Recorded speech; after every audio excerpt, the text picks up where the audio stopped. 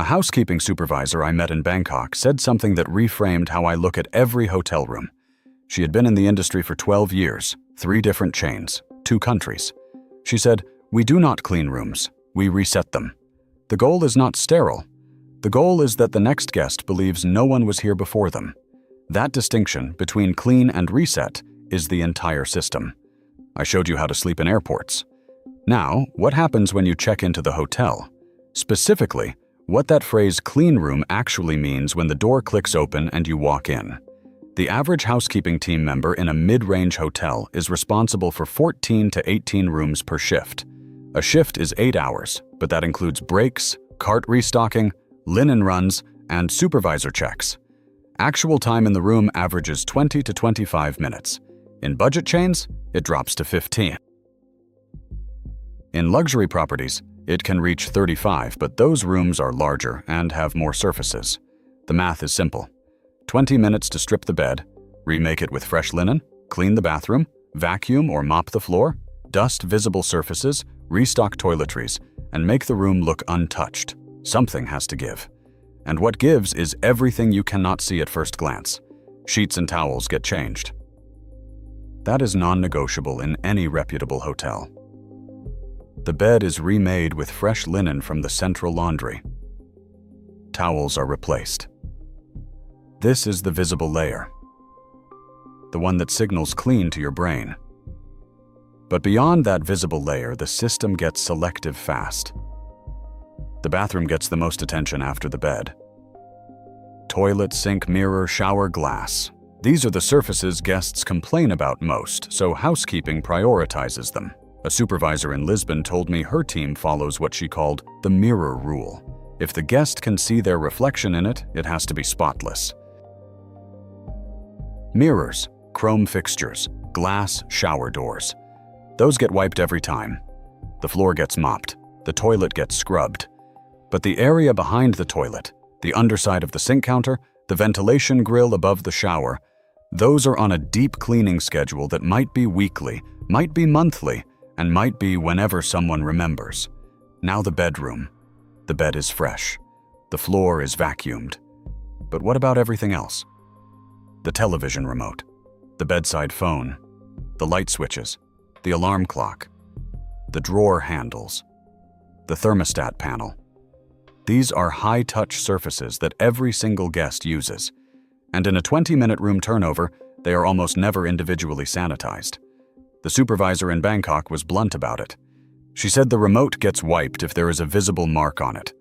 Otherwise, it goes back on the nightstand. Same room, new guest, same remote that the last person used while eating room service in bed.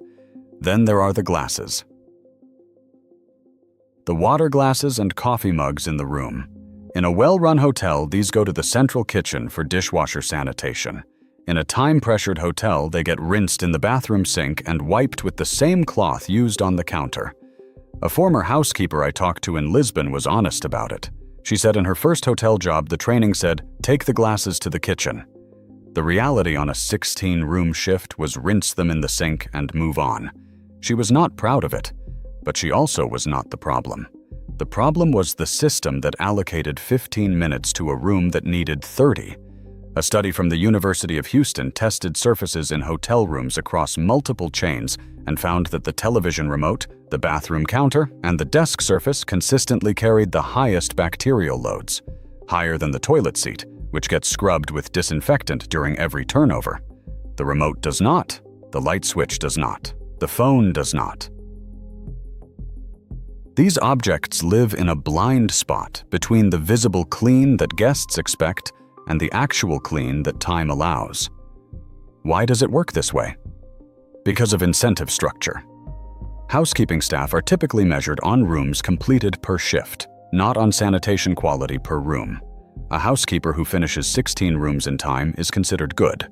A housekeeper who finishes 12 because she spent extra time on every remote and light switch is considered slow. Supervisors do spot checks, but spot checks focus on the visible layer. Bed tight and smooth, bathroom shining, towels folded, floor clean, no hair, no stains. If the room passes a 10-second visual scan from the doorway, it passes. The deep layer, the bacterial layer, the touch surface layer that is not part of the daily quality gate. On peak days, weekends in leisure hotels, conference check-in days in business hotels, the pressure multiplies. Checkout is at 11, check-in starts at 3.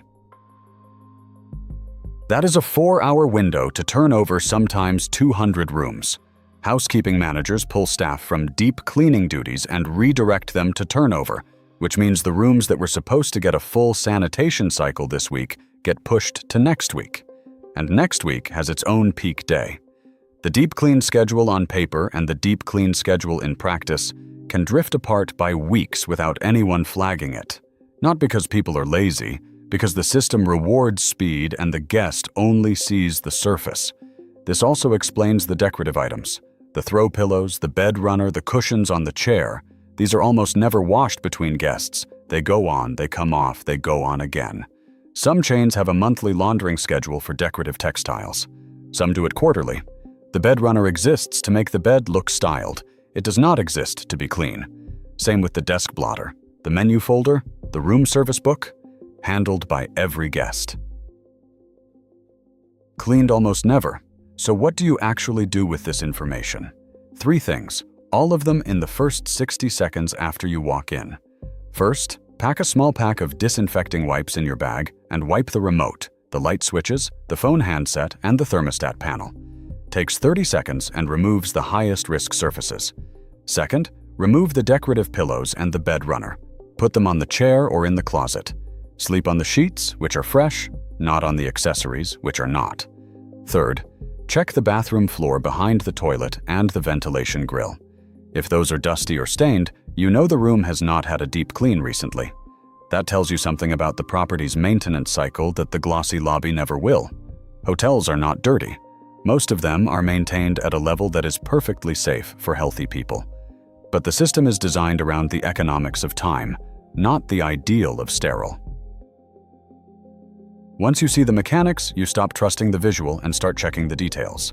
And that takes 60 seconds. The room itself is one layer, but the building around it, the lighting, the smell in the lobby, the color of the sheets, the price of the water bottle in the minibar, every single detail is designed to make you feel something specific, and none of it is accidental. I will show you how that works next time.